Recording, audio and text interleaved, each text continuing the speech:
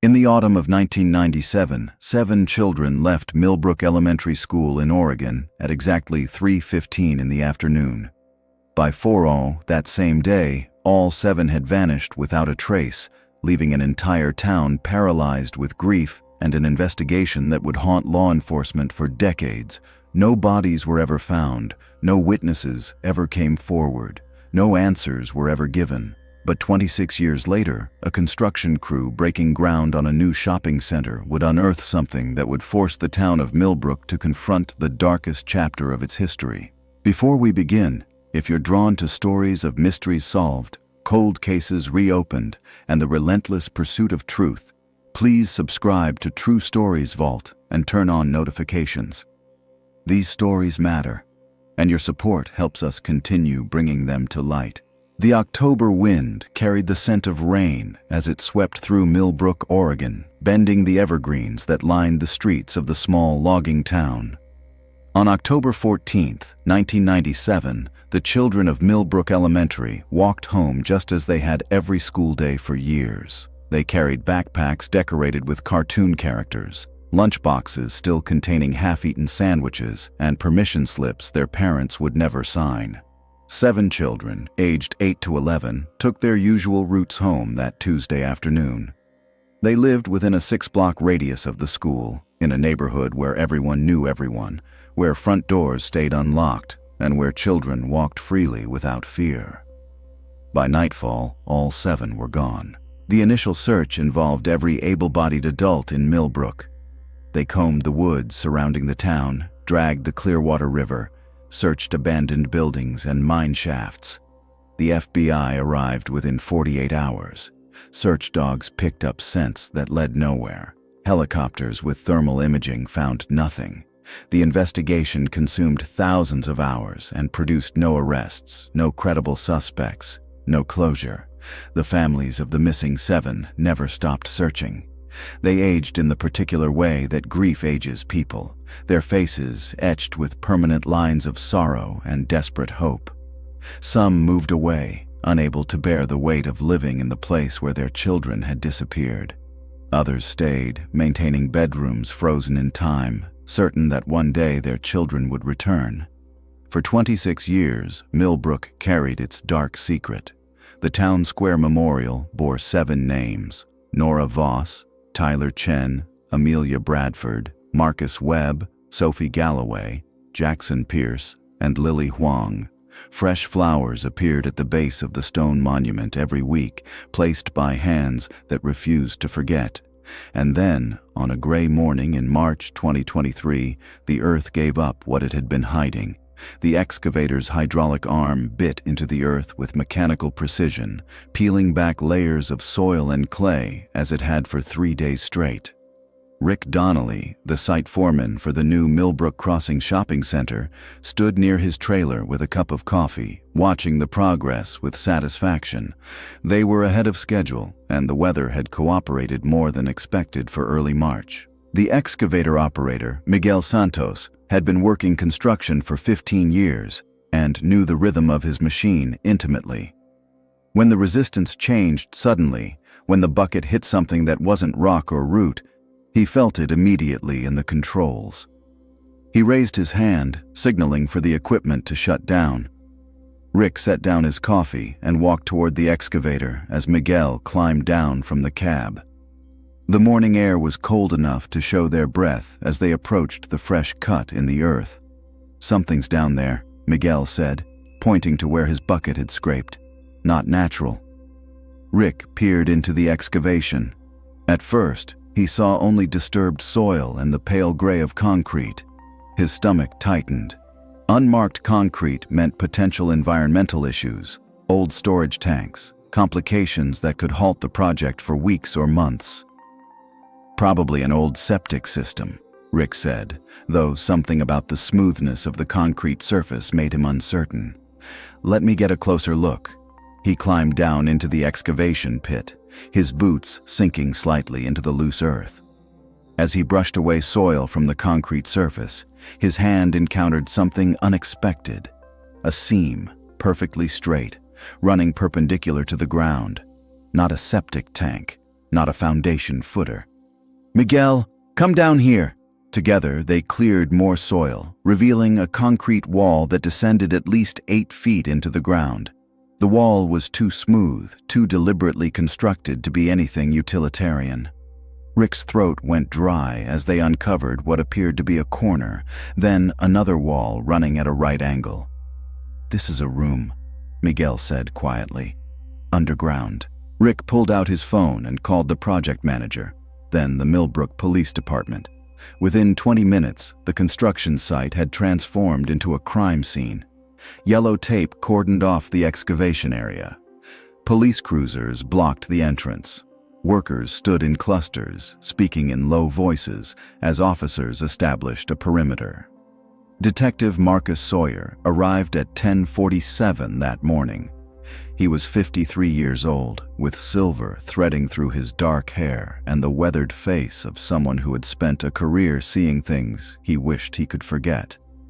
He had been a rookie patrolman in 1997, one of hundreds who had searched the woods and neighborhoods for the 7 missing children. The case file remained on his desk, perpetually open, perpetually unsolved. "Show me," he said to Rick, his voice carefully neutral. They walked to the edge of the excavation pit. Detective Sawyer stared down at the exposed concrete walls, his jaw tightening as he recognized what he was seeing. This wasn't a septic system or a forgotten cellar. This was something built with purpose, something hidden. "How deep does it go?" Sawyer asked. "We don't know yet," Rick replied. "We stopped as soon as we found it." Sawyer turned to one of the officers. "Get the forensic team out here, now, and call the county coroner. Tell them to bring their full team." Within the hour, the site swarmed with personnel. A forensic archaeologist arrived to oversee the excavation.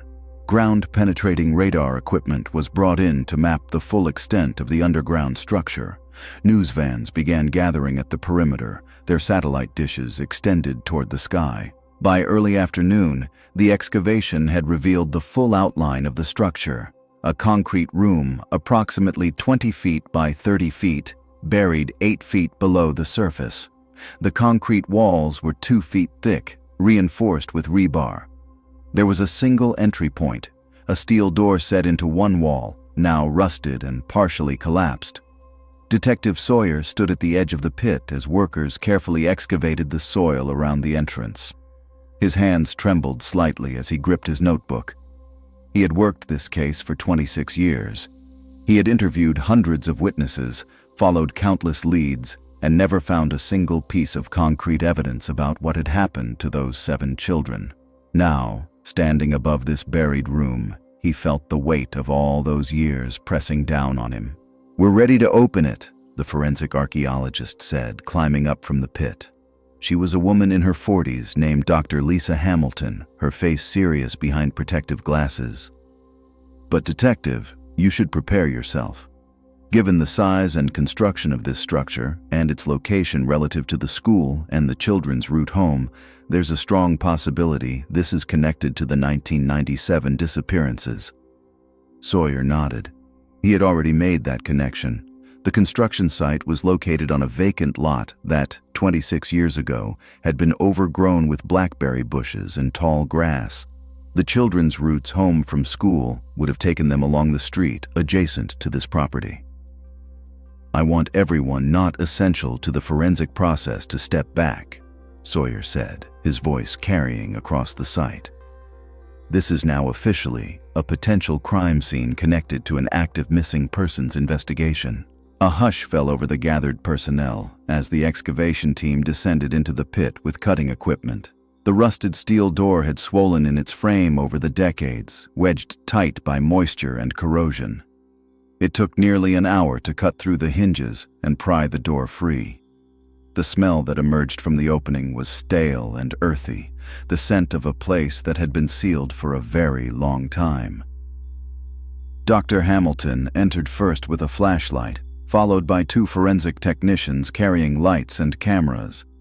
Detective Sawyer waited at the edge of the pit, his heart hammering in his chest. He had seen terrible things in his career. He had worked homicides, child abuse cases, scenes of violence that haunted his dreams. But this felt different.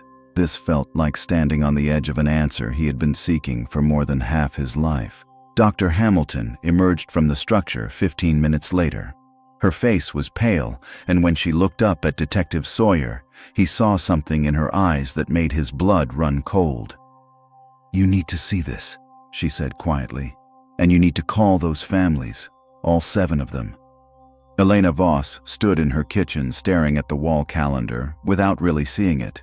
She did this often, losing herself in the blank spaces between appointments and obligations, her mind drifting back to a Tuesday in October 26 years ago, when her daughter Nora had kissed her goodbye before walking to school. The kitchen was bright with afternoon light streaming through the window above the sink. Outside, the neighborhood of Millbrook looked much as it had in 1997, though the trees had grown taller and the houses showed signs of aging. Elena was 54 now, her dark hair streaked with gray that she no longer bothered to dye. Nora would have been 34. Would have been. The phone rang, shattering the silence. Elena turned from the calendar and picked up the receiver, expecting a telemarketer or a reminder about a dentist appointment. "Mrs. Voss? This is Detective Marcus Sawyer with the Millbrook Police Department." Elena's hand tightened on the phone. She knew Sawyer's voice.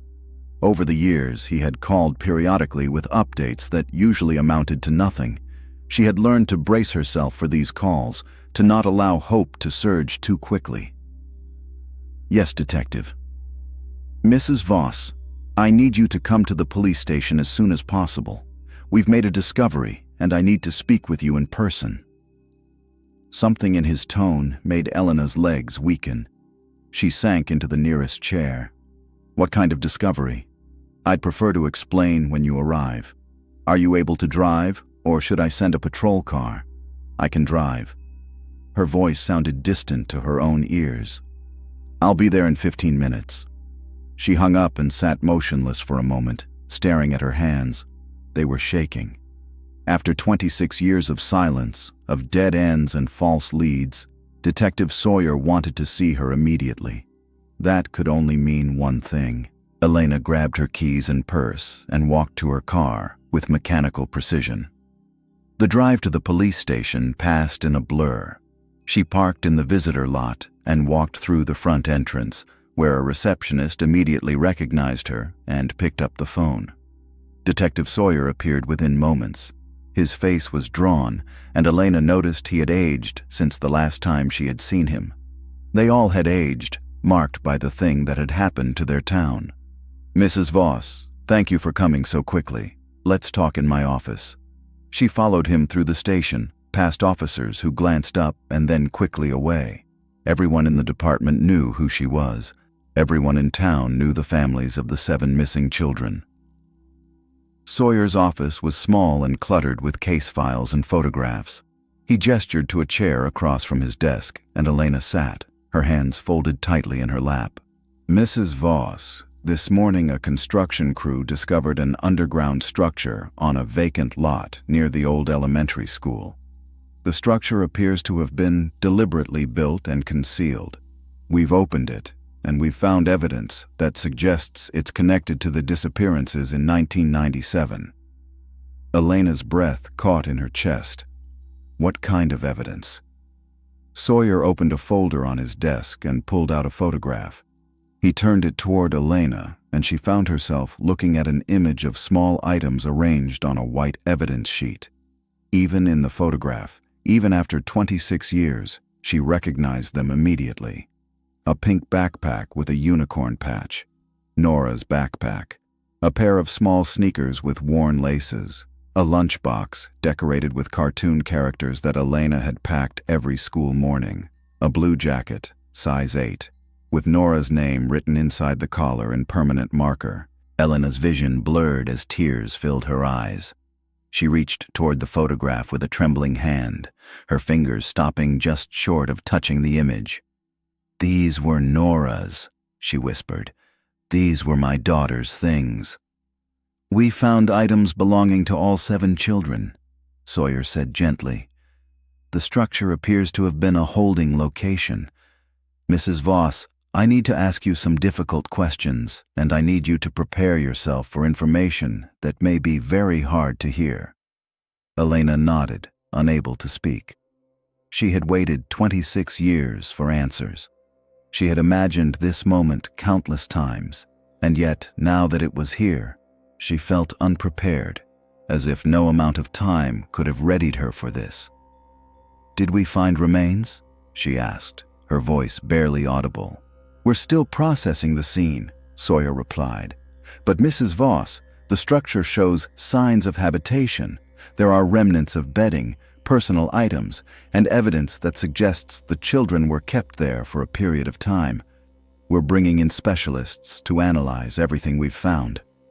Elena pressed her hand to her mouth, fighting to maintain her composure. "Kept there." The words echoed in her mind with horrifying implications. Not killed immediately. Kept. "How long?" she asked. "We don't know yet. The forensic team is still analyzing the evidence. But Mrs. Voss, there's more. The structure was built with considerable planning.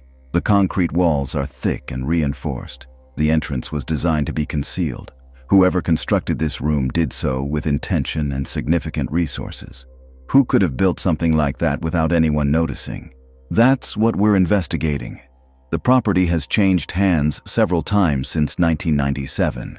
We're tracking down all previous owners and anyone who had access to the land. We're also revisiting all the original witness statements and suspect interviews from the initial investigation.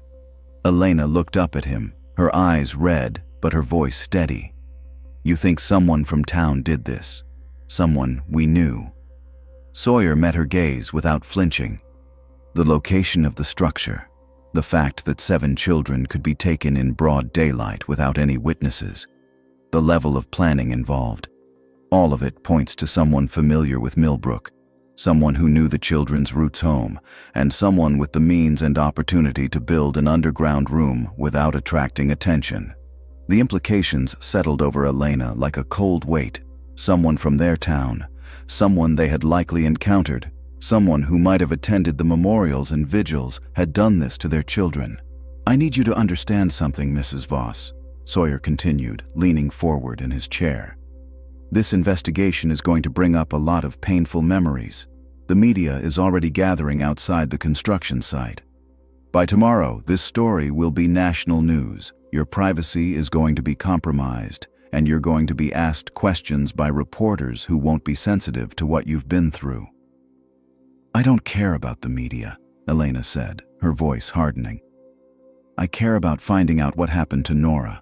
I've waited 26 years for answers, Detective. I'm not going to hide from them now." Sawyer nodded, something like respect crossing his features. "We're contacting all the other families today. Tomorrow I'd like to meet with all of you together to discuss the investigation and what we know so far. In the meantime, if you remember anything from October 1997, anything that seemed odd or out of place, I need you to write it down." Elena stood, her legs unsteady but her resolve firm. "I remember everything from that day, Detective. Every single detail. I've replayed it in my mind 10,000 times, looking for something I missed, some sign I should have seen." "Then write it all down," Sawyer said, standing as well. "Even details that seem insignificant. After this much time, the smallest piece of information could be the key to understanding what happened." As Elena turned to leave, Sawyer called out to her. "Mrs. Voss, I made a promise to your family 26 years ago that I would never stop looking for Nora. I intend to keep that promise." Elena looked back at him, seeing the exhaustion and determination in his face. "I know you will, Detective." She walked out of the police station into the late afternoon light. The world looked the same as it had when she entered, but everything had changed. For 26 years, she had lived in a state of suspended uncertainty, not knowing if her daughter was alive or dead, suffering or at peace. Now, at least, there would be answers. The truth would be terrible, she knew that with certainty, but it would be truth. As Elena drove home, her phone began ringing with calls from other parents, from her sister Claire, from reporters who had somehow already obtained her number. She ignored them all, focusing on the road ahead, focusing on staying upright and functional. There would be time later to break down, to process the horror of what had been found. But right now, she needed to be strong.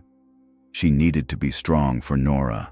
The Millbrook Community Center hadn't been used for a gathering like this in 26 years.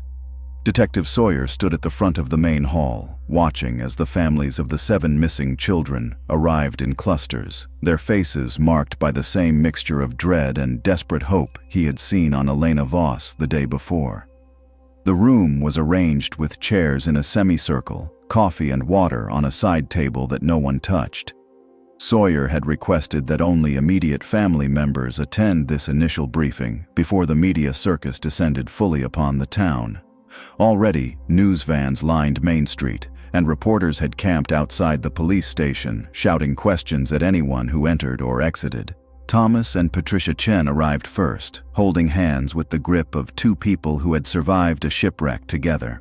Their son Tyler had been 9 years old when he disappeared. They looked older than their years, their faces etched with the particular exhaustion of prolonged grief. David Bradford came alone. His wife had left him 3 years after their daughter Amelia vanished, unable to bear living in the town where it had happened.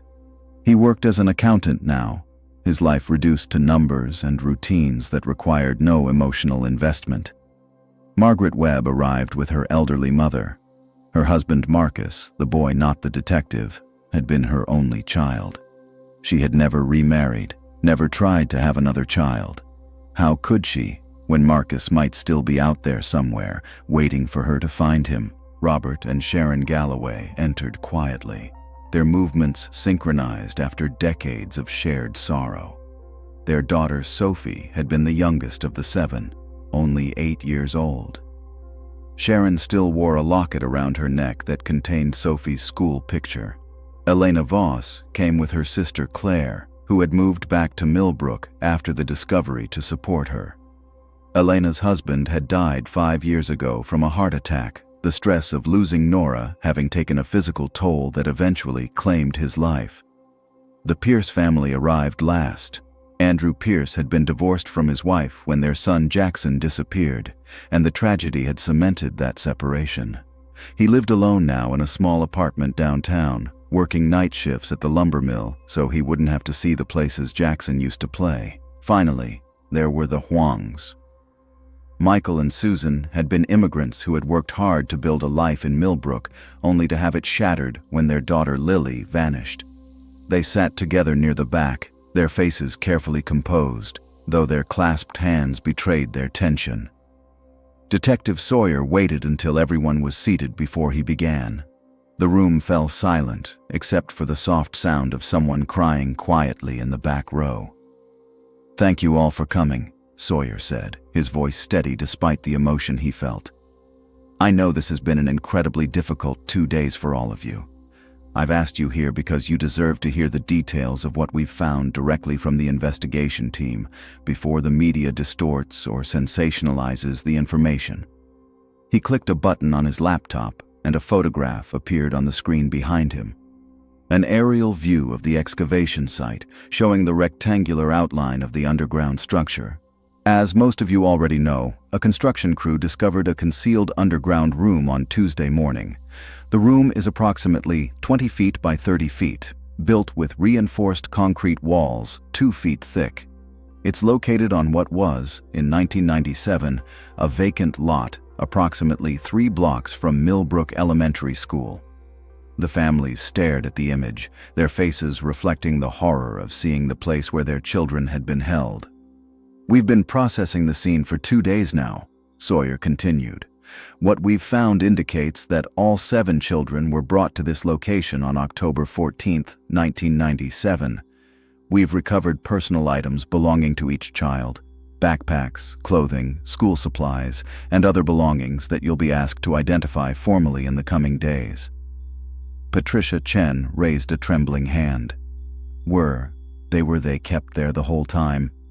For 26 years? Sawyer's expression softened with compassion. No, Mrs. Chen. The forensic evidence suggests the room was occupied for a limited period, likely a matter of weeks at most. After that, the structure appears to have been sealed and abandoned. Then where are they? David Bradford asked, his voice cracking. Where are our children? This was the question Sawyer had been dreading. He took a breath before responding. We don't know yet. We have not found any remains in the structure itself. However, the investigation is still in its early stages. We're using ground-penetrating radar to search the surrounding area, and we're interviewing everyone who owned or had access to that property in 1997. Someone built that room, Andrew Pierce said, his voice hard with anger.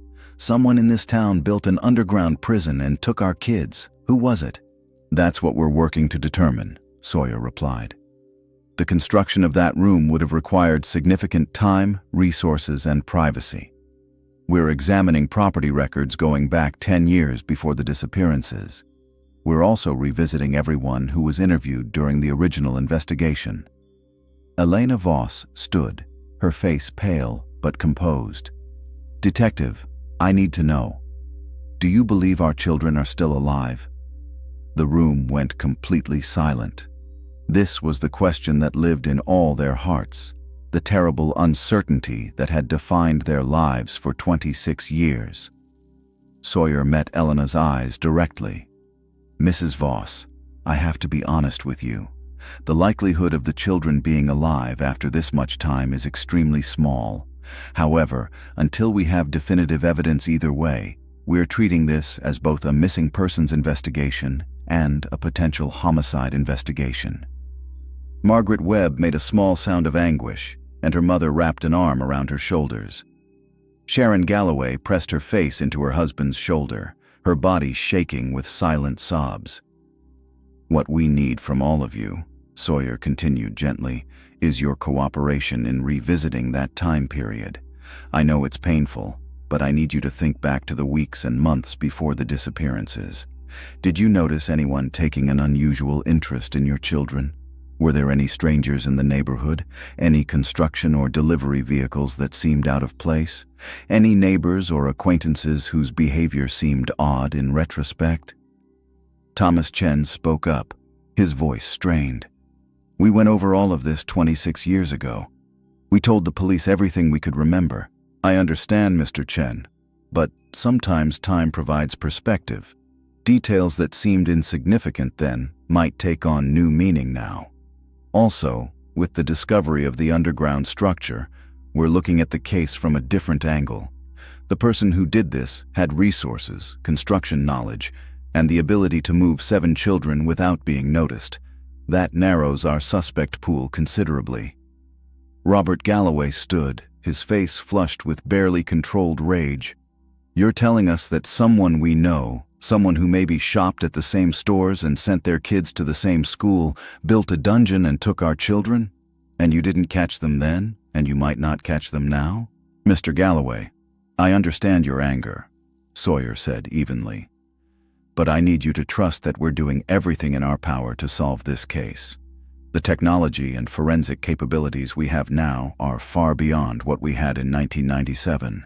DNA analysis, digital forensics, cell phone records, surveillance systems, all of these tools give us advantages we didn't have before. Our children didn't have cell phones in 1997, Susan Huang said quietly, speaking for the first time. They walked home from school like we did when we were young. We thought they were safe.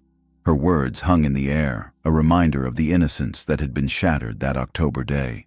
Millbrook had been the kind of place where children could walk home alone, where neighbors looked out for one another, where evil seemed like something that happened in other places to other people. Sawyer clicked to the next image, a map of Millbrook with the school, the vacant lot, and the 7 children's homes marked with pins. The Roots home formed a pattern, all passing within 2 blocks of where the underground structure had been built. This is what we're working with, Sawyer explained. Each of your children took a slightly different route home, but all of them passed through this general area. We believe they were taken individually or in small groups as they walked past the vacant lot. The lot was heavily overgrown with blackberry bushes and tall grass in 1997, providing natural concealment. But someone would have seen, Claire protested. 7 children don't just disappear in the middle of the afternoon without anyone seeing something.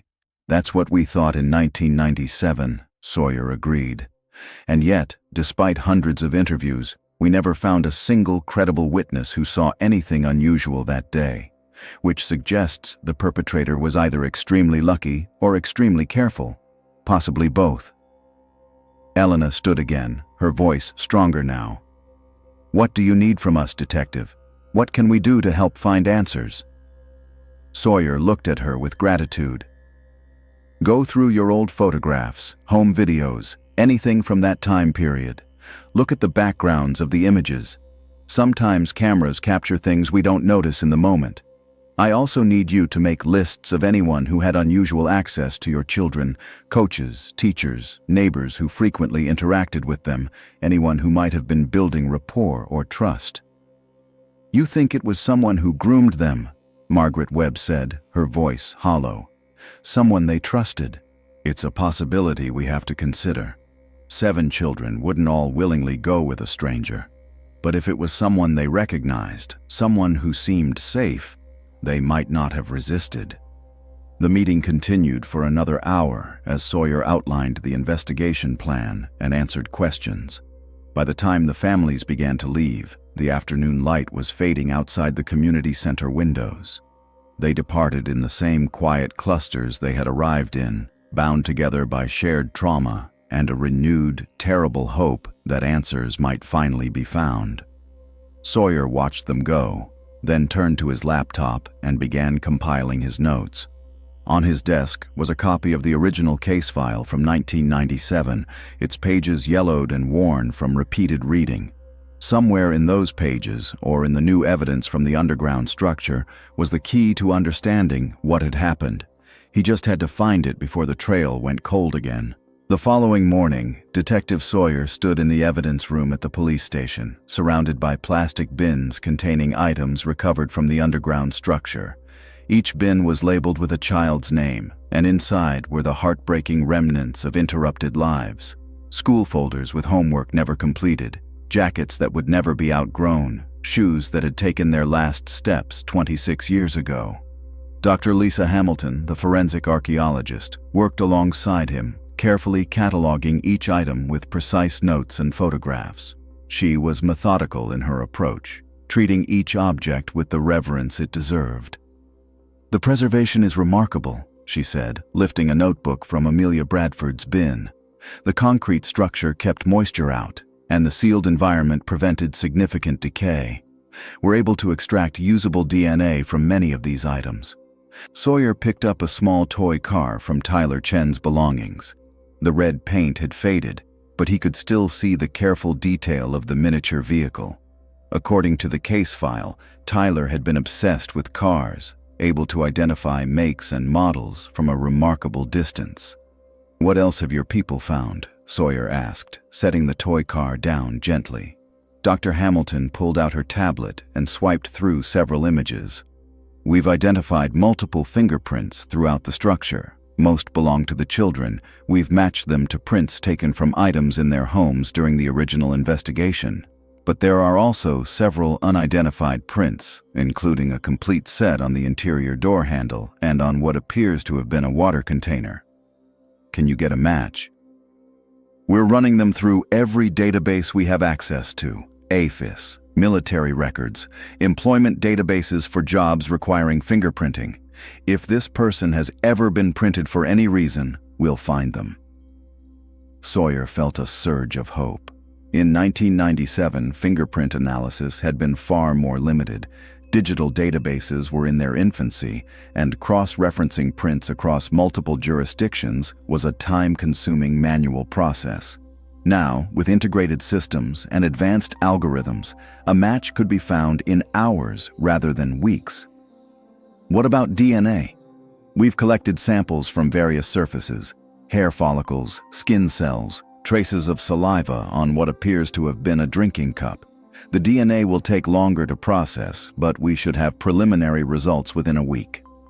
Dr. Hamilton pulled up another set of images on her tablet.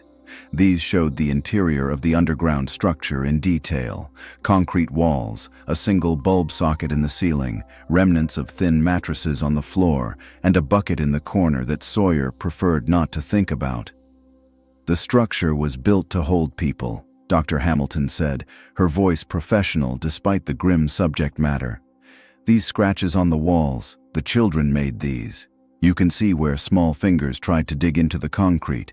There are also markings, attempts at writing or drawing with whatever they could find. Sawyer leaned closer to examine the images.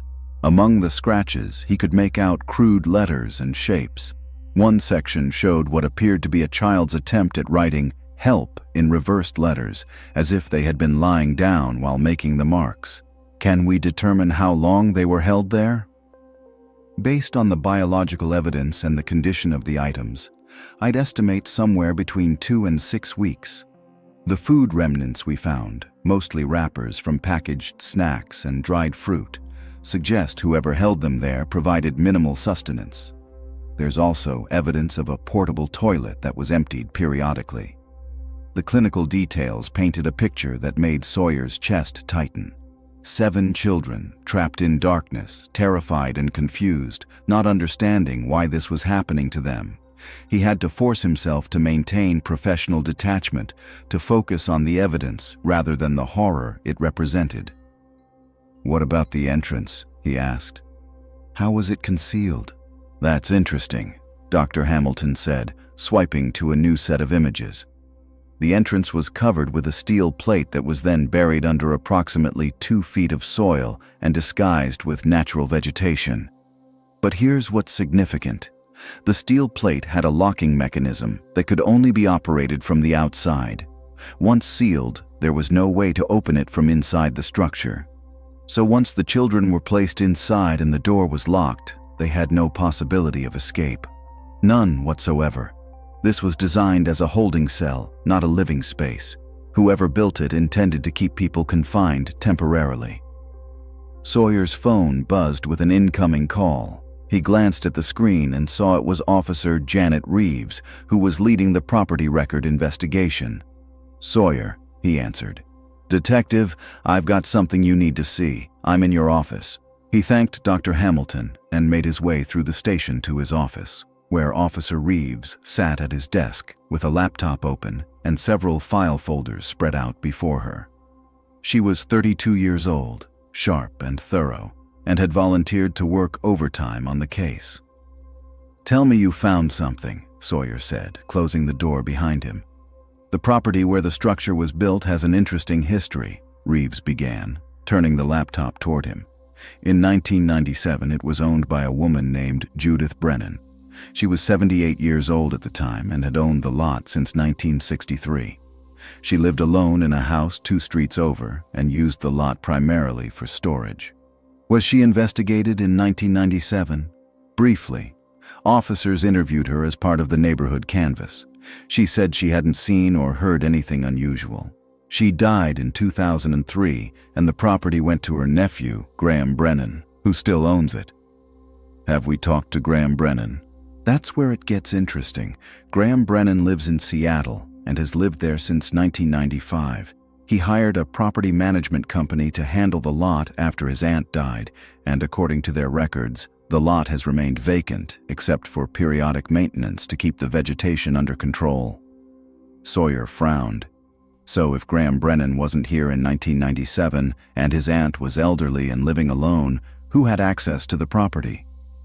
Reeves smiled grimly. That's exactly the question I asked. And here's what I found.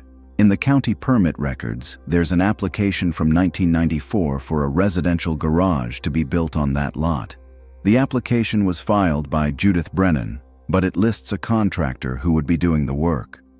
She pulled out a faded photocopy of the permit application and pointed to a signature at the bottom. The handwriting was neat and precise. Contractor, Daniel Greer, Greer Construction Services. Do we have an address for Daniel Greer? Better than that. I pulled his business license records. Greer Construction Services operated in Millbrook from 1992 to 2002.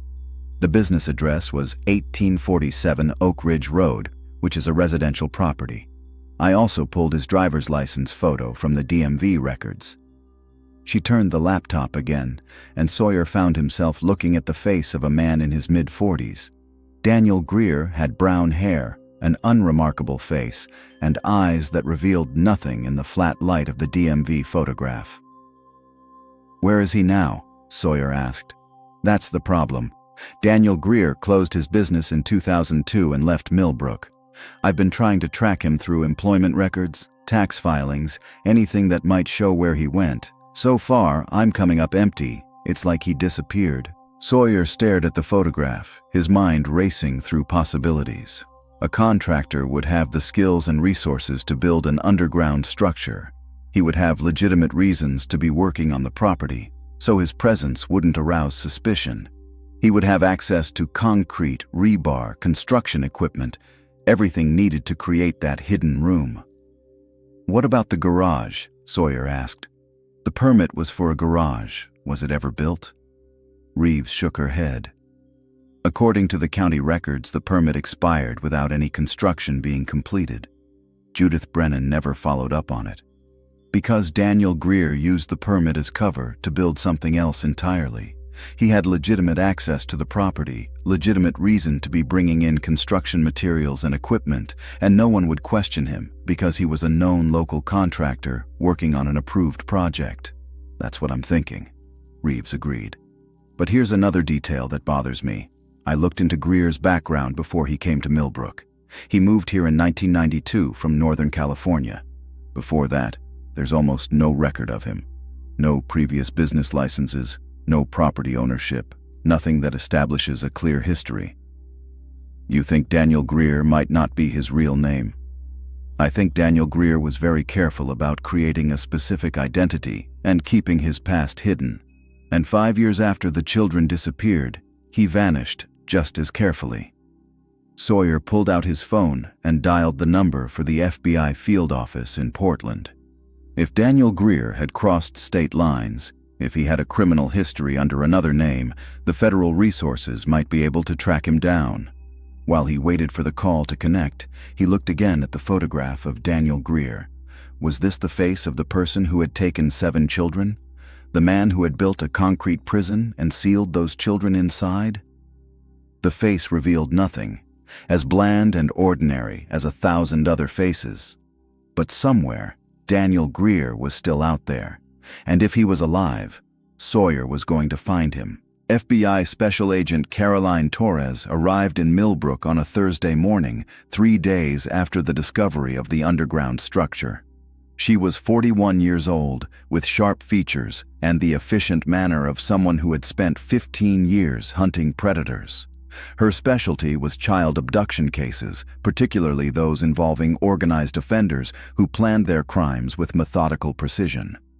Detective Sawyer met her at the police station, grateful for the federal resources, but wary of jurisdictional complications. He had worked with the FBI during the original 1997 investigation, and the experience had been mixed. Some agents had been helpful and collaborative. Others had treated the local police as obstacles rather than partners.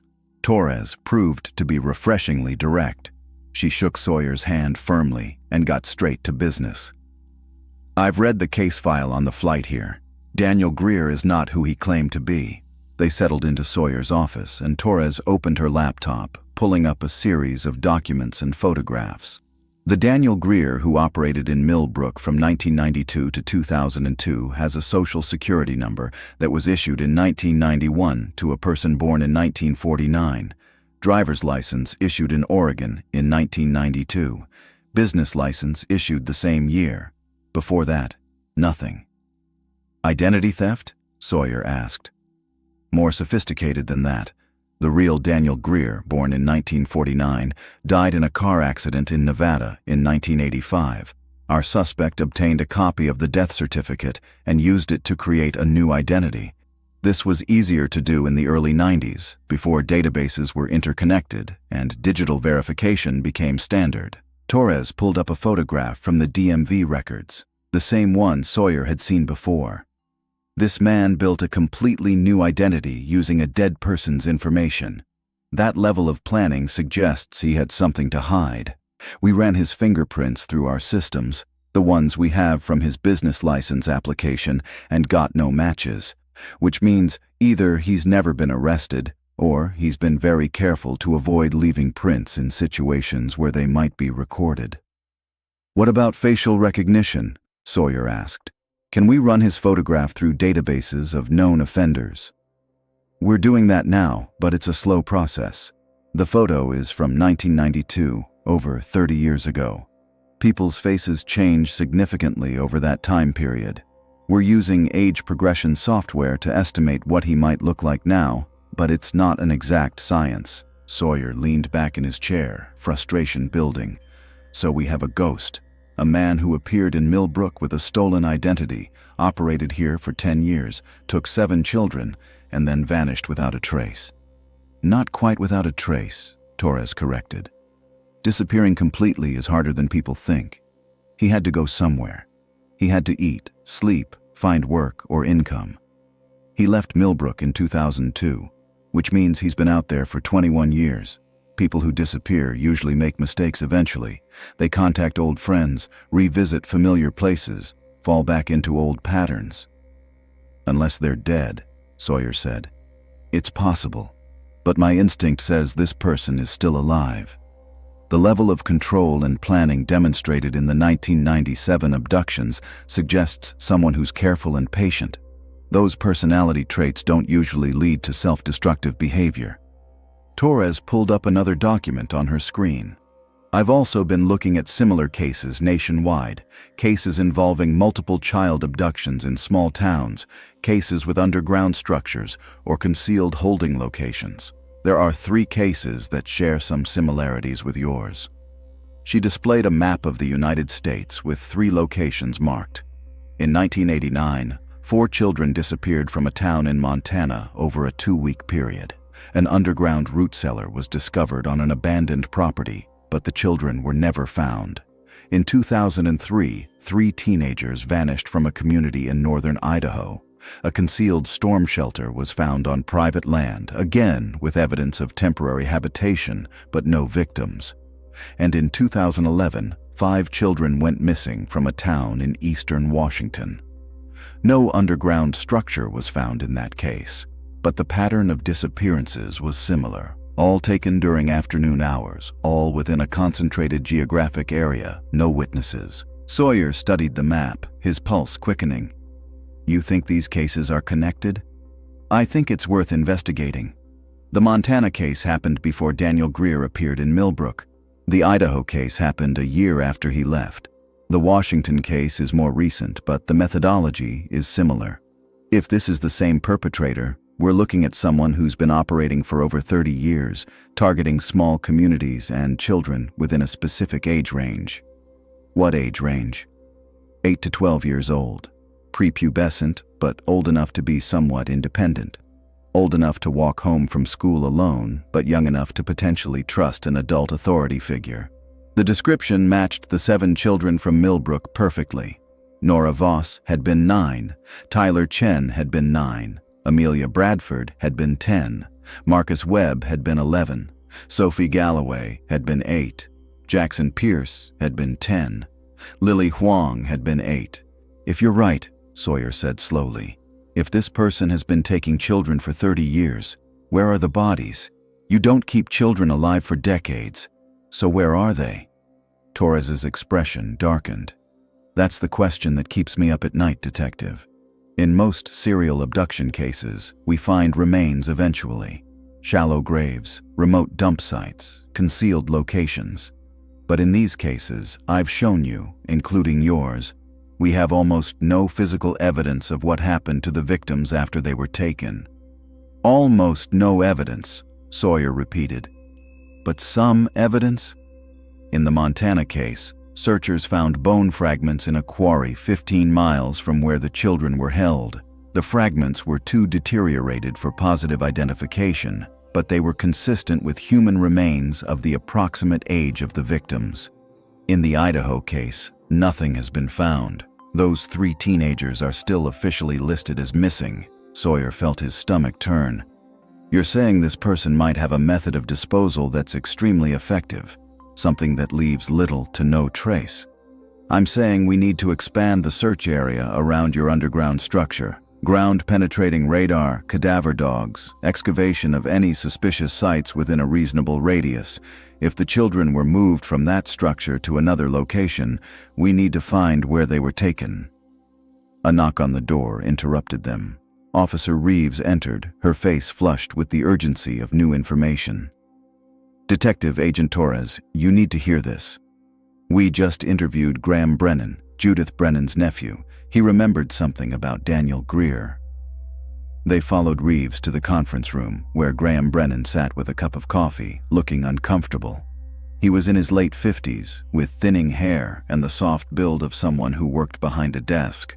When Sawyer and Torres entered, he stood nervously. Mr. Brennan, I'm Detective Sawyer. This is Special Agent Torres from the FBI. Officer Reeves said you have information about Daniel Greer. Graham nodded, sitting back down. I didn't think about it until this morning, when Officer Reeves was asking me about people who had access to my aunt's property. I only met Daniel Greer once, in 1997. I came to visit my aunt in late October, just a couple weeks after those children disappeared. Sawyer's attention sharpened. What do you remember about that visit?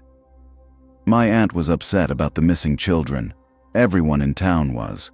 She told me she'd been letting a contractor use her vacant lot for storage, and now she was worried it might make her look suspicious.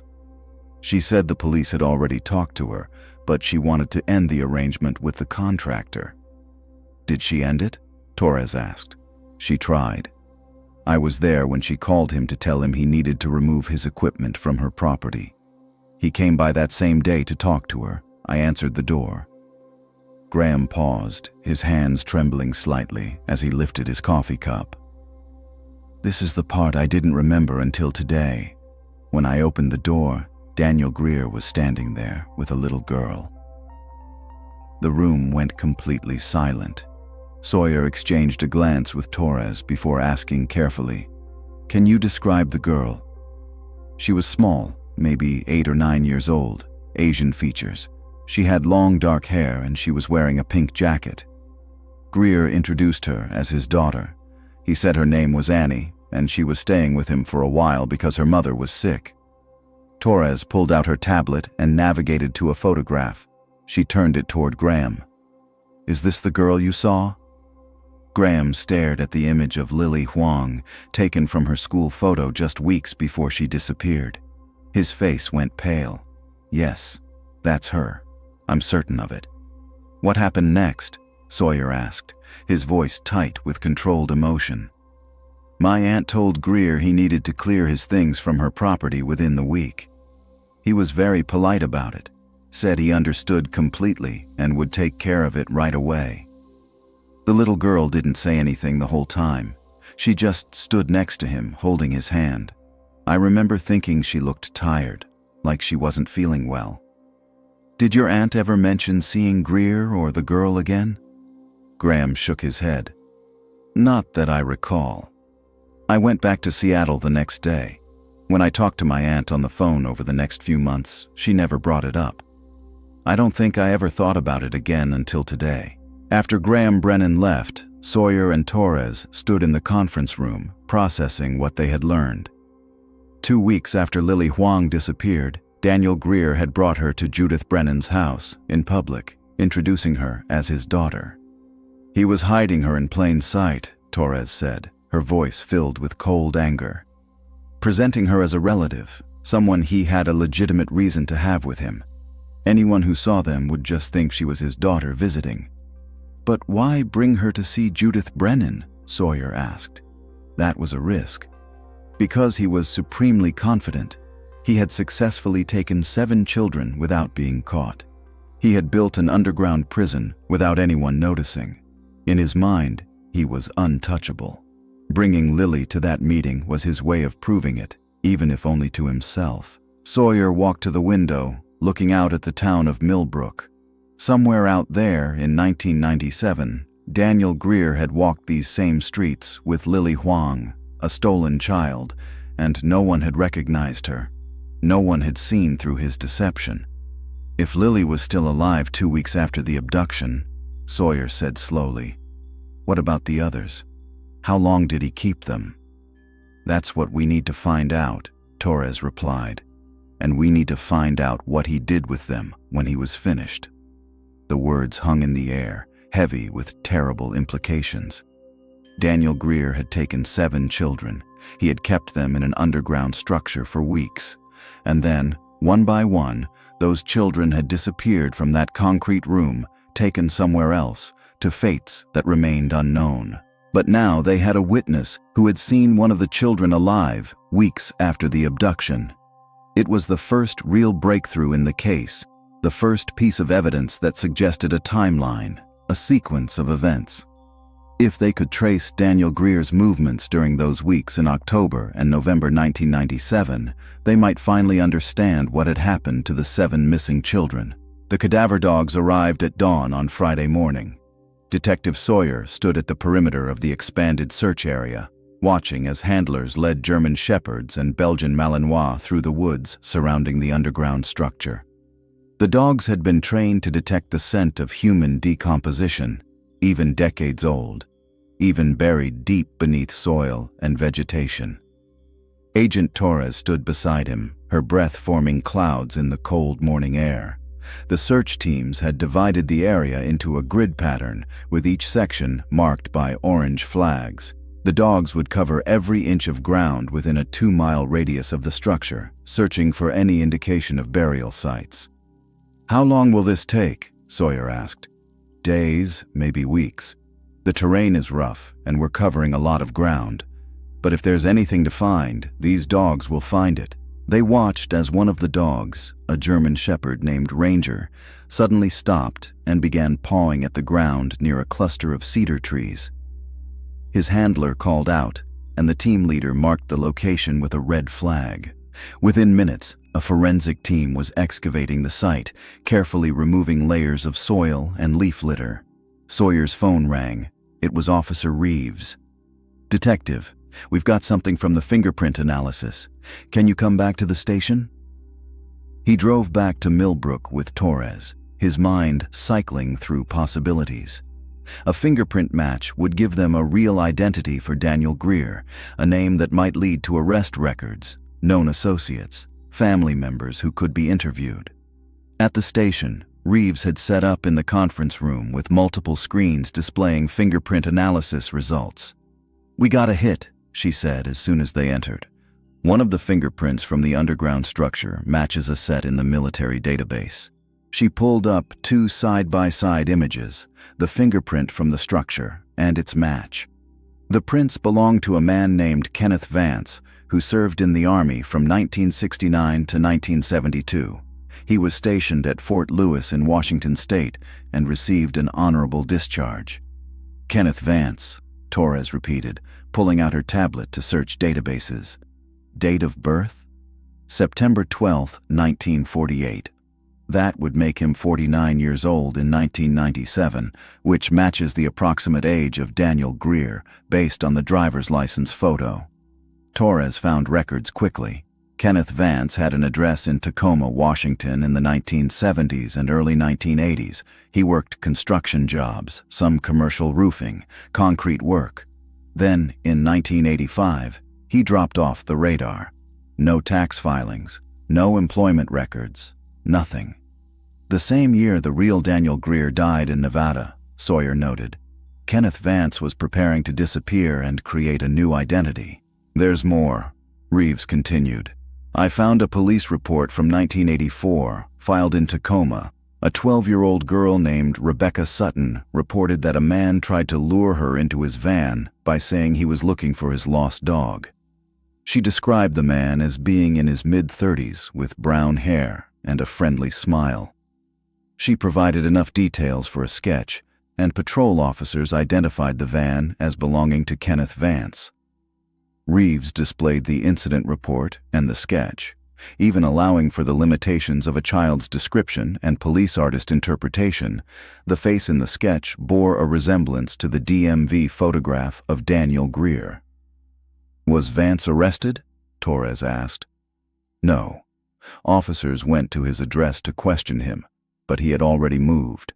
They flagged his information in the system, but he never surfaced again, until he appeared in Millbrook as Daniel Greer 8 years later." Sawyer felt the pieces falling into place. Kenneth Vance had attempted to abduct a child in 1984. When police came looking for him, he disappeared, stole a dead man's identity, and resurfaced in a small Oregon town where he spent years planning his next crime. "Pull everything you can find on Kenneth Vance," Torres instructed. "Family members, known associates, places he lived, places he worked. We need to build a complete profile." As Reeves worked at her computer, Sawyer's phone rang again. This time, it was Dr. Hamilton from the excavation site. Her voice was strained. "Detective, the dogs found something. You need to come back out here." The drive back to the search site took 20 minutes. When Sawyer and Torres arrived, they found a group of forensic technicians gathered around an excavation pit about 40 yards from the underground structure. The pit was roughly 6 feet deep and 4 feet wide, and at the bottom, partially exposed, were unmistakable signs of human remains. Dr. Hamilton met them at the edge of the pit, her face somber. "We've found skeletal remains of what appears to be a juvenile. Based on the size and bone development, I'd estimate the age at death was between 8 and 12 years old." Sawyer's chest tightened. "How long has it been buried?" "Preliminary assessment suggests 20 to 30 years, which is consistent with your timeline. We'll know more once we get the remains to the lab for detailed analysis. We can extract DNA and potentially get a positive identification." "Just one?" Torres asked.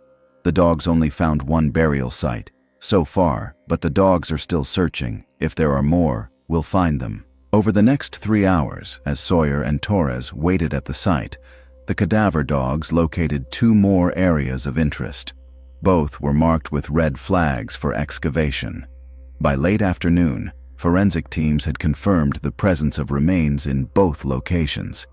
3 burial sites, arranged in a rough triangle around the underground structure, each approximately 30 to 50 yards from where the children had been held. "He kept them close," Torres said quietly as they stood overlooking the expanded crime scene. "After he killed them, he didn't transport the bodies far. He buried them here, near where he had kept them prisoner." Sawyer couldn't speak. For 26 years, he had wondered what had happened to those 7 children. Now, standing in this quiet clearing with cedar trees swaying in the wind, he was beginning to understand the terrible answer. They had never left this place. After their time in the underground structure, they had been taken one by one into these woods and killed. And then they had been buried in shallow graves where no one would think to look. "We need to keep searching," he finally said. "If we've found 3, there could be more." The excavation work continued through the weekend. Forensic teams worked with painstaking care, photographing and documenting every stage of the recovery process. The remains were fragile after decades in the ground, and preserving evidence required hours of meticulous labor. By Sunday evening, the cadaver dogs had located 4 additional sites, 7 in total. 7 burial sites arranged around the underground structure like points on a compass. 7 children taken, held, and killed. 7 families who had waited 26 years for answers, finally receiving the worst news imaginable. Detective Sawyer sat in his office late Sunday night, staring at the photographs from the excavation sites. Each location had been marked and mapped. Each set of remains was being processed for DNA analysis to confirm identities. But in his heart, he already knew. They had found the 7 missing children of Millbrook. His phone rang. It was Elena Voss. "Detective Sawyer," she said, her voice steady despite the emotion he could hear beneath it. "The medical examiner's office called me. They found a match for Nora's DNA." "Mrs. Voss, I'm so sorry." "Don't be sorry, Detective. For 26 years, I didn't know if my daughter was suffering somewhere, if she was being hurt, if she was calling for me and I couldn't hear her. Now I know she's at peace. Now I can bring her home and lay her to rest properly." Sawyer heard the crack in her voice on those last words, the grief breaking through her composure. "We're going to find the person who did this, Mrs. Voss. Kenneth Vance is not going to get away with what he did to Nora and the others." "Kenneth Vance," Elena repeated. "So, that's his real name. That's the man who took my daughter." "Yes, ma'am. And we're going to find him." After they hung up, Sawyer pulled up the information Reeves had compiled on Kenneth Vance, born in 1948 in rural Montana, raised by a single mother who worked as a motel housekeeper, dropped out of high school in 10th grade, enlisted in the Army in 1969, worked construction jobs throughout the 1970s and early 1980s, attempted child luring in 1984, disappeared that same year, and then, in 1992, he appeared in Millbrook as Daniel Greer. He established a construction business. He obtained access to Judith Brennan's property. He built an underground structure designed to hold children. And in October 1997, he executed a plan that had likely been forming in his mind for years. But where was Kenneth Vance now? Had he died in the 21 years since leaving Millbrook? Or was he still out there, living under another stolen identity, perhaps preparing to take more children? Agent Torres entered the office without knocking. Her face was grim. "I just got off the phone with the task force investigating the Idaho and Washington cases. The burial patterns match. In Idaho, they found 3 shallow graves near where the teenagers were held. In Washington, they never found a structure, but they found 5 burial sites in a wooded area near the school, all arranged in the same pattern, a circle around a central point. He has a signature," Sawyer said, "a way of disposing of his victims that he repeats in each location, which means we can use that signature to identify other cases, other towns where children might have disappeared in similar circumstances. I'm having analysts search databases nationwide for unsolved child abduction cases fitting the pattern. Multiple victims, small towns, concentrated time frame, no witnesses." Sawyer looked at the map on his wall, at the pins marking Millbrook and the 3 other cases Torres had identified. 4 towns spanning 30 years. How many more were there? How many more burial sites in quiet woods surrounding small communities where children had disappeared without explanation? "We need to find him before he does this again," Sawyer said. "If he hasn't already," Torres replied. The breakthrough came on a Tuesday morning, 11 days after the discovery of the underground structure. Officer Reeves burst into Detective Sawyer's office, where he sat with Agent Torres, reviewing witness statements from the 1997 investigation. "We found him," Reeves announced, slightly breathless. "Kenneth Vance. We found where he is." Torres stood immediately. "Where?" "He's been living in Ferndale, Washington, under the name Robert Marsh. Local police arrested him 3 hours ago on an outstanding warrant for failure to appear on a traffic violation. When they ran his fingerprints through the system, they got a hit for Kenneth Vance and saw the bolo we issued. He's in custody at the Ferndale Police Department." Sawyer felt a surge of emotions he couldn't quite name: relief, rage, vindication, and, beneath it all, a bone-deep exhaustion. For 26 years, Kenneth Vance had been free while 7 families lived with unimaginable grief. Now, finally, he would answer for what he had done. "How long has he been in Ferndale?" Torres asked, already pulling on her jacket. Property records show Robert Marsh purchased a house there in 2004, 2 years after Daniel Greer left Millbrook. DMV records show a Washington state driver's license issued in 2003. He's been living there for nearly 20 years. "Does he have employment, family, neighbors who might have information?" Reeves pulled up a file on her tablet. "According to tax records, he's been working as a self-employed handyman, doing odd jobs around Ferndale and the surrounding area. No marriage license on file, lived alone. Neighbors describe him as quiet and polite, kept to himself mostly." "Of course they do," Torres said with barely concealed disgust. "They always describe them that way.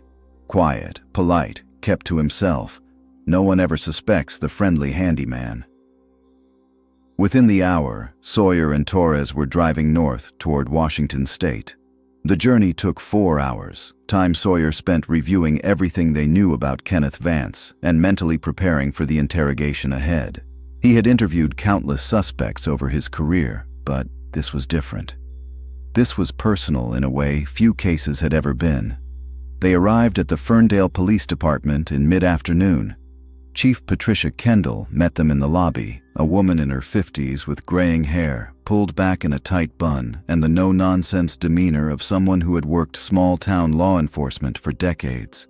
"Detective Sawyer, Agent Torres," she said, shaking their hands firmly. "I have to tell you, when we ran those prints and saw what came back, I felt sick. This man has been living in my town for 20 years. I've probably passed him on the street 100 times. "Has he said anything?" Torres asked. "Not a word. He lawyered up immediately. Public defender's on the way, should be here within the hour. In the meantime, he's in an interview room. You want to see him before we start?" Chief Kendall led them down a hallway to a door with a one-way observation window. Through the glass, Sawyer saw Kenneth Vance for the first time in person. He was 75 years old now, but still had the lean build visible in his earlier photographs. His hair had gone completely white, and deep lines creased his face. He wore jeans and a flannel shirt, looking like any other elderly man one might see at a hardware store or diner. But his eyes, as he sat motionless at the interview table, held a quality that made Sawyer's skin crawl. They were watchful, calculating, utterly devoid of fear or concern. "He knows exactly why he's here," Torres observed. "Look at his posture. He's not confused or protesting his innocence. He's waiting." "Waiting for what?" Chief Kendall asked. "To see what we have. He's been evading capture for 35 years. He's not going to crack easily." The public defender arrived 40 minutes later, a young man named Marcus Rivera, who looked overwhelmed by the magnitude of the case he had just inherited. After conferring with his client for 20 minutes, Rivera emerged and approached Sawyer and Torres. "My client is willing to speak with you, but I want it on record that he's cooperating voluntarily and that any information he provides should be considered in potential plea negotiations. Your client is accused of abducting and murdering 7 children, Torres said flatly. "There will be no plea negotiations. He's going to spend the rest of his life in prison, or he's going to face the death penalty. Those are his only options." Rivera's face paled slightly, but he nodded. "Understood, but he still wants to talk." The interview room was small and windowless, painted in pale institutional beige. Kenneth Vance sat on one side of the metal table, his lawyer beside him. Sawyer and Torres took the chairs across from them, and a uniformed officer stood by the door. A video camera in the corner recorded everything. "Mr. Vance," Torres began, her voice professionally neutral, "I'm Special Agent Caroline Torres with the FBI. This is Detective Marcus Sawyer from the Millbrook Police Department. You've been read your rights, and you've acknowledged that you understand them. Is that correct?" "Yes," Vance said. His voice was surprisingly soft, almost gentle. "You are currently being held on charges related to the disappearance and murder of 7 children in Millbrook, Oregon, in October 1997. Do you understand these charges?" "I understand what you think I did." "We don't think, Mr. Vance. We know. We have your fingerprints from the underground structure you built on Judith Brennan's property. We have a witness who saw you with one of the victims weeks after the abduction. We have physical evidence from the burial sites matching the timeline and circumstances of the crimes. We know you operated in Millbrook under the stolen identity of Daniel Greer. We know you're actually Kenneth Vance, born in Montana, and that you've been evading law enforcement since 1984. Vance listened impassively, his expression never changing. When Torres finished, he was silent for a long moment before speaking. "You found them, then, the children?"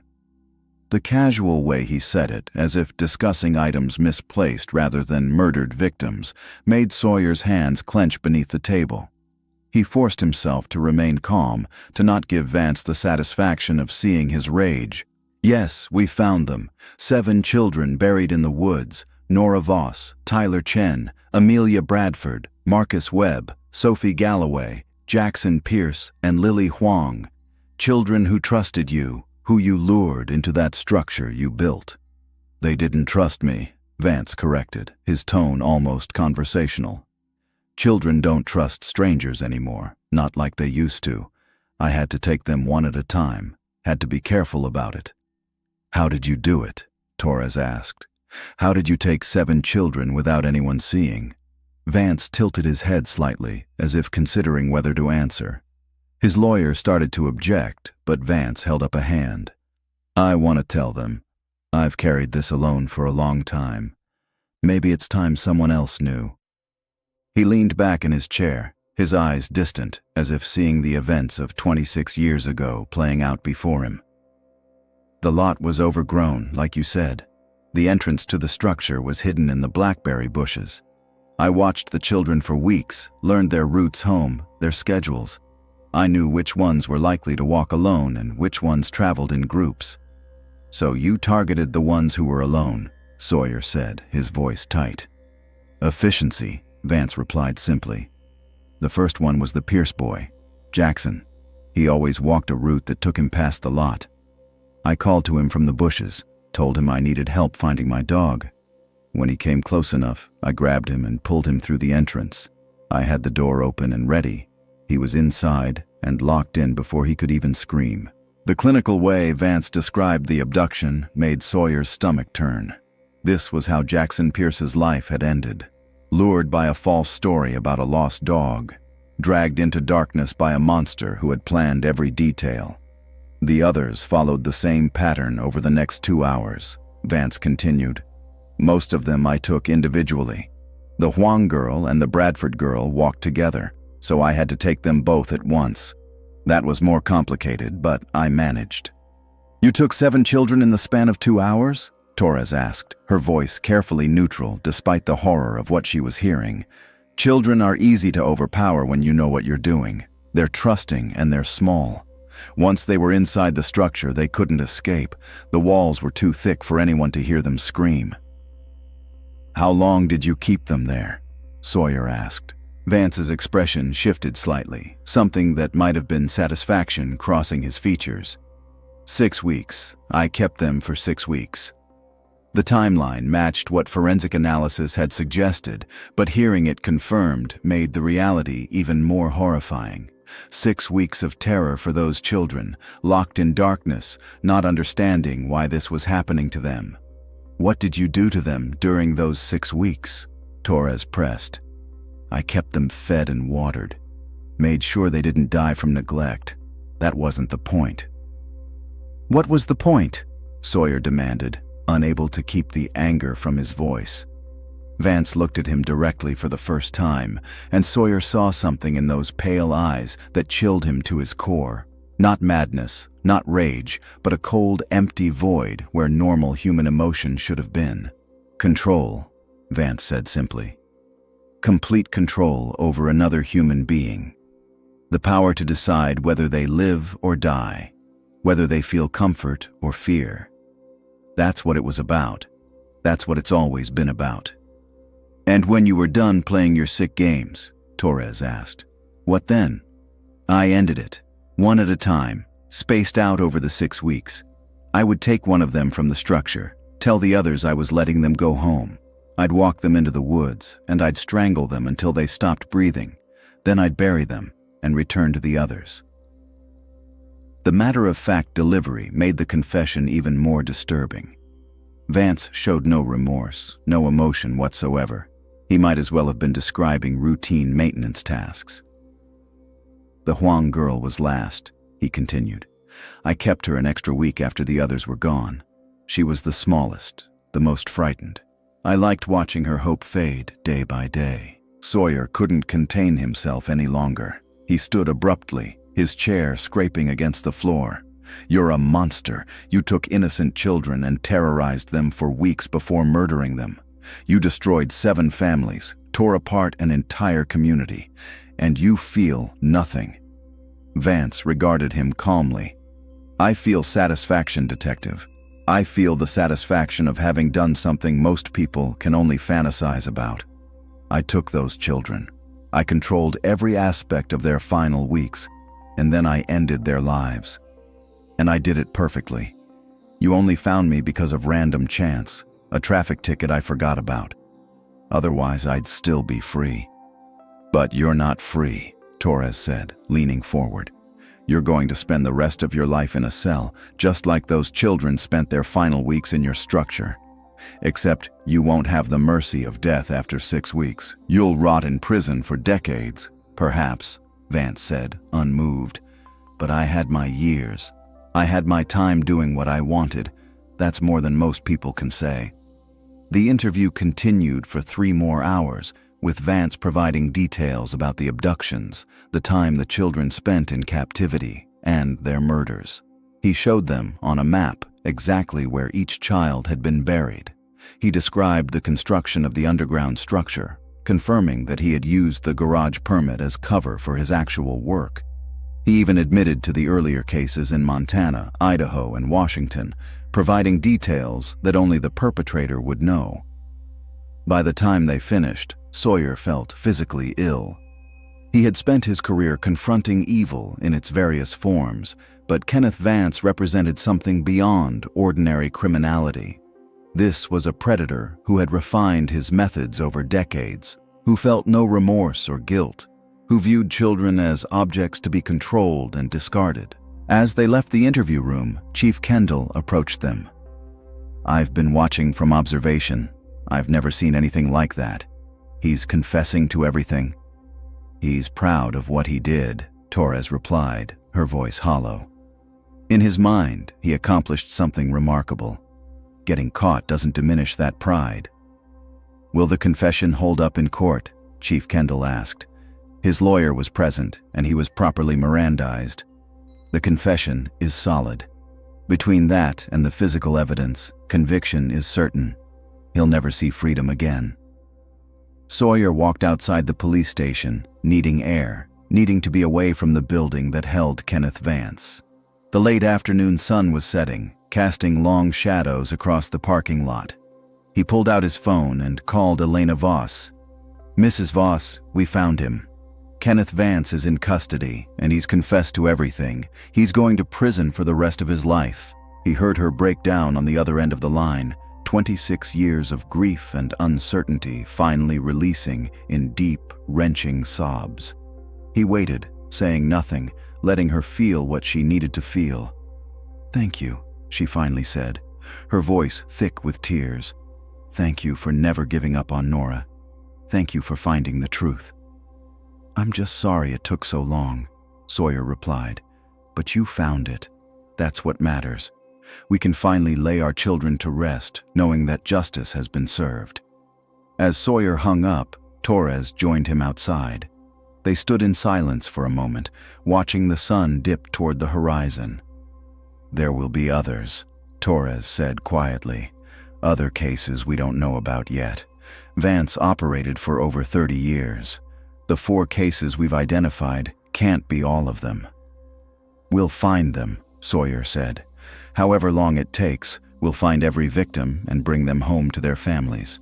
6 months after Kenneth Vance's arrest, the trial began in the Millbrook County Courthouse. The prosecution brought overwhelming evidence. Forensic analysis matching Vance's DNA and fingerprints to the underground structure and burial sites. Testimony from Graham Brennan about seeing Vance with Lily Huang weeks after the abduction. Expert analysis of the construction methods used to build the hidden room. And most damning of all, Vance's own detailed confession. The defense attempted to argue that the confession had been coerced, that Vance had been confused about his rights, but the video recording made their arguments hollow.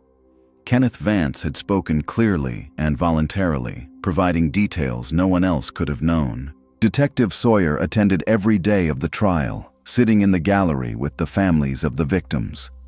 Elena Voss sat beside him, along with Patricia and Thomas Chen, David Bradford, Margaret Webb, Robert and Sharon Galloway, Andrew Pierce, and Michael and Susan Huang.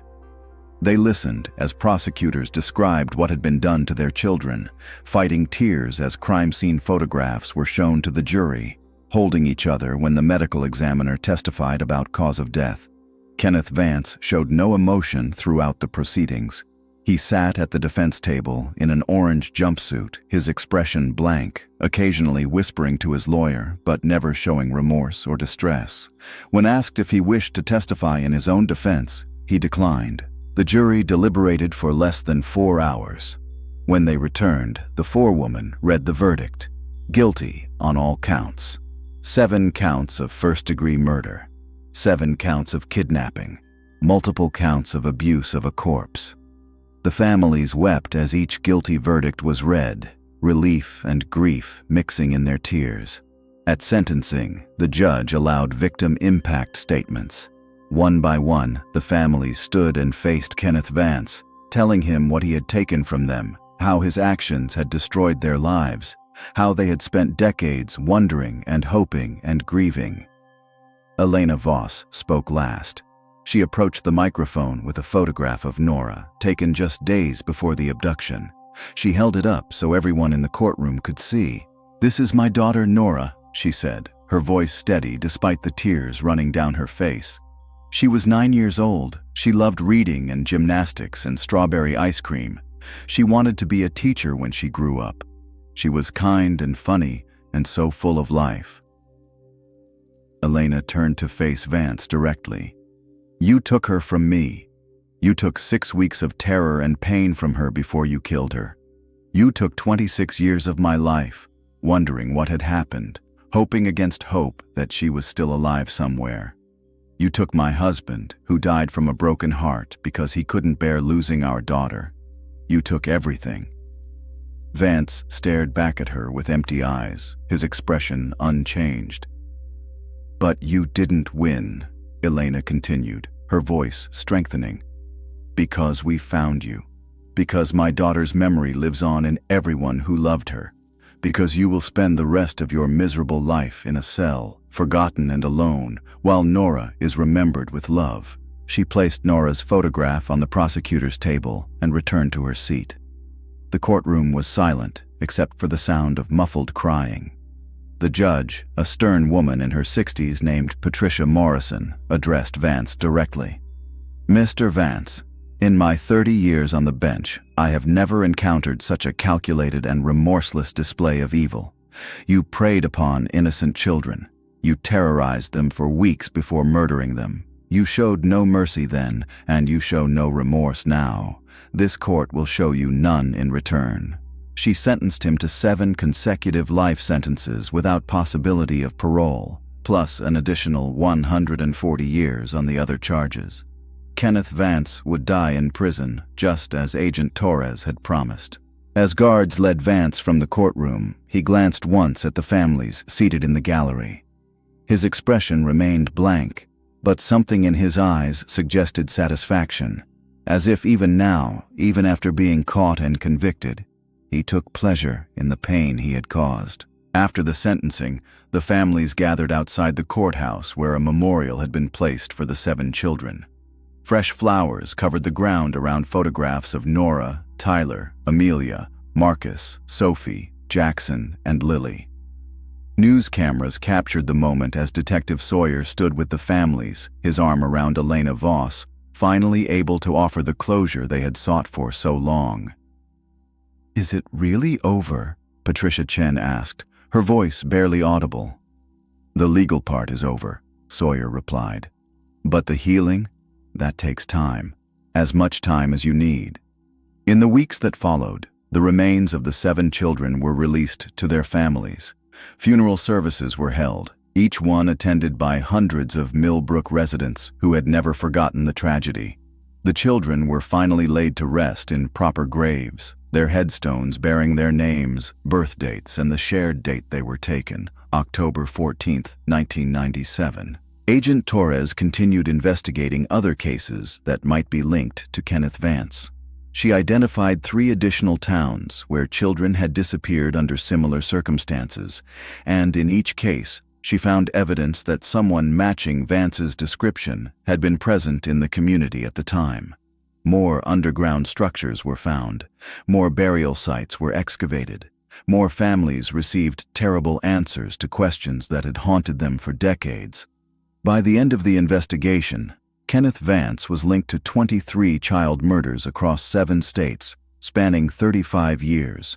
He had been one of the most prolific serial killers in American history, operating in plain sight as a friendly contractor and handyman, moving from town to town, leaving devastation in his wake. Detective Sawyer retired 6 months after the trial. He had spent 40 years in law enforcement, and the Millbrook case had taken everything he had left to give. On his last day, he visited the memorial in the town square where the 7 names were engraved in stone.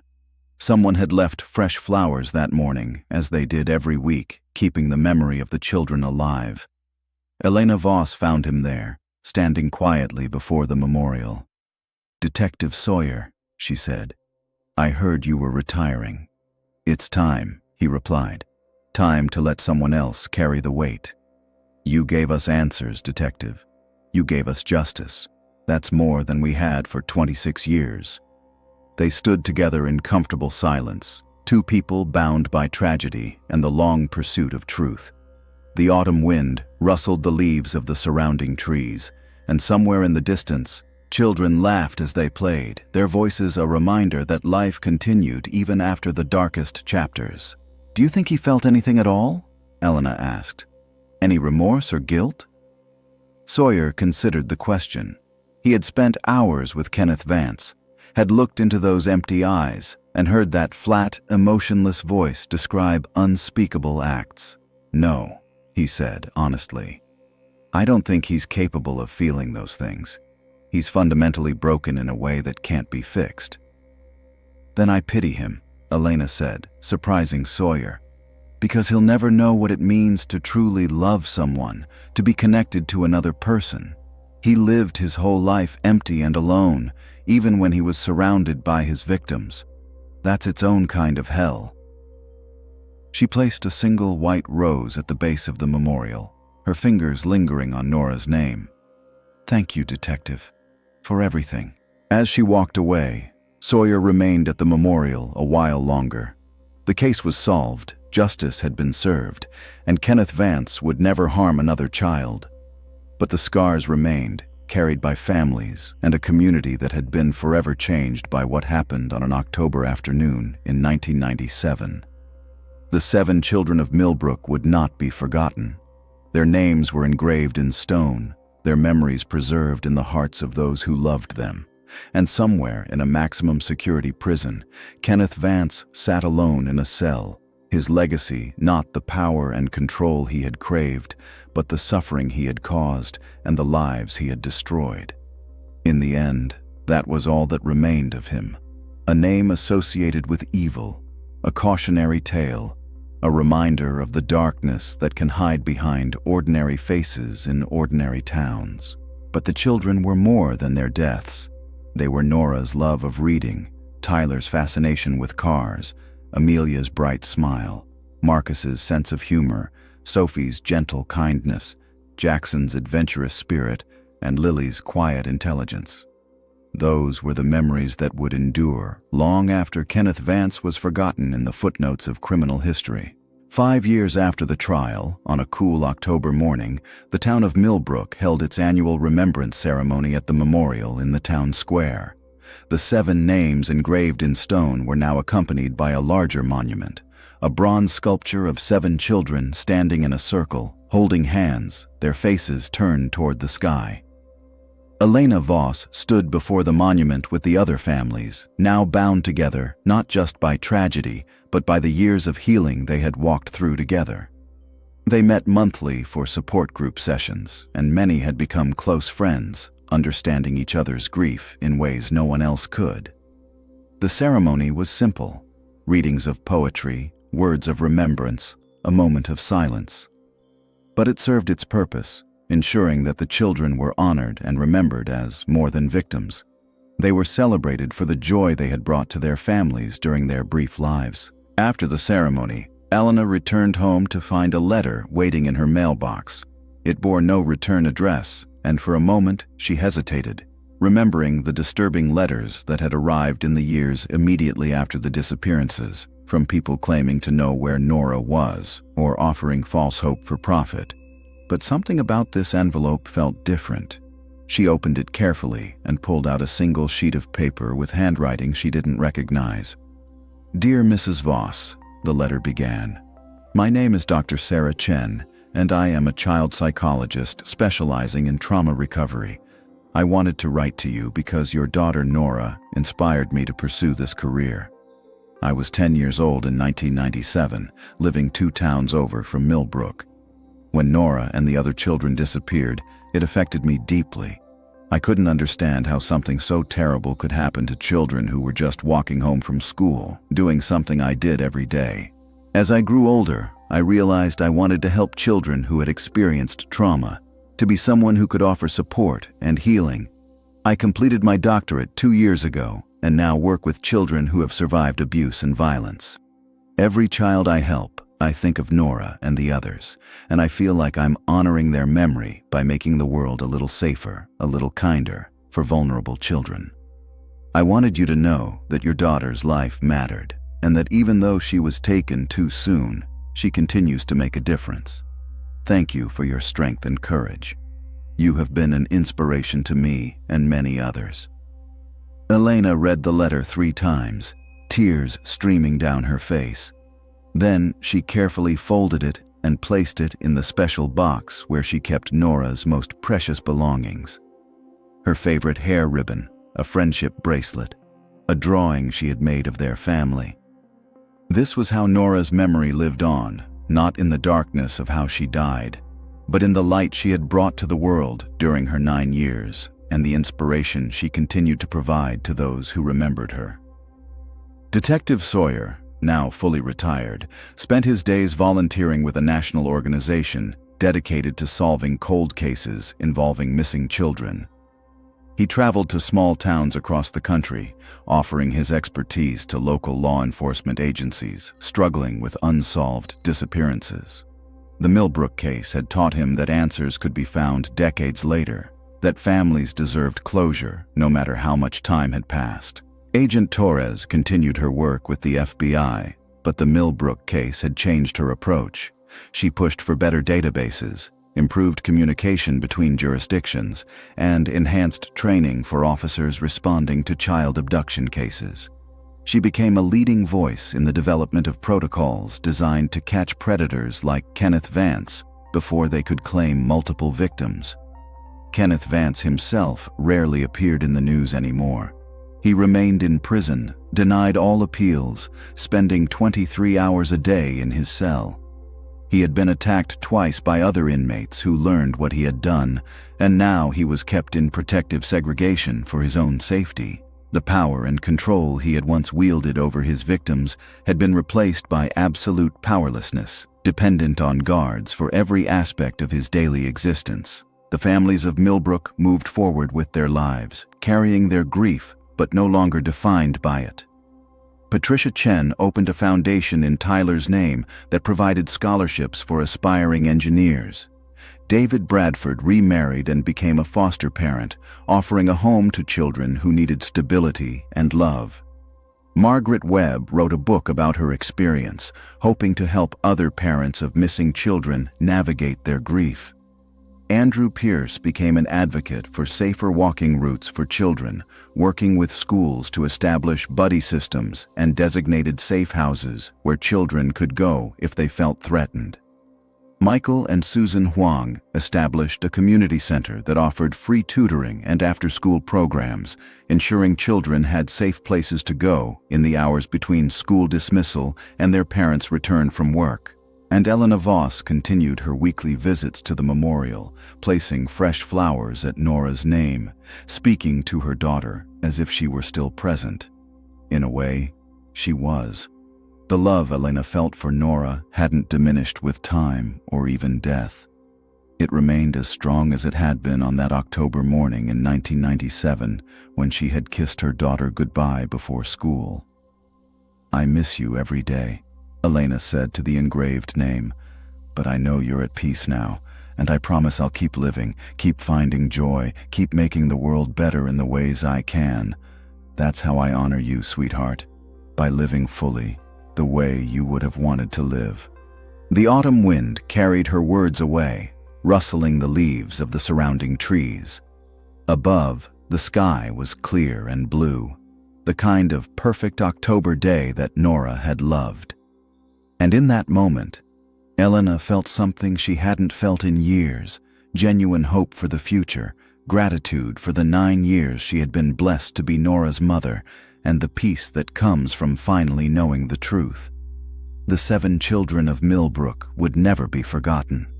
Their story would be told to future generations as a reminder of the importance of protecting the vulnerable, of never giving up the search for answers, and of the resilience of families who endure the unimaginable.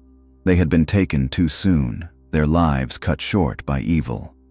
But they had not been erased. They lived on in memories, in the changes made because of their deaths, in the inspiration they provided to people like Dr. Sarah Chen, who dedicated their lives to making the world safer for children.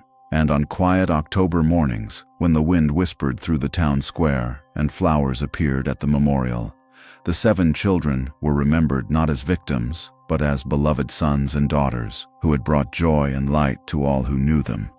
That was their true legacy. That was what endured.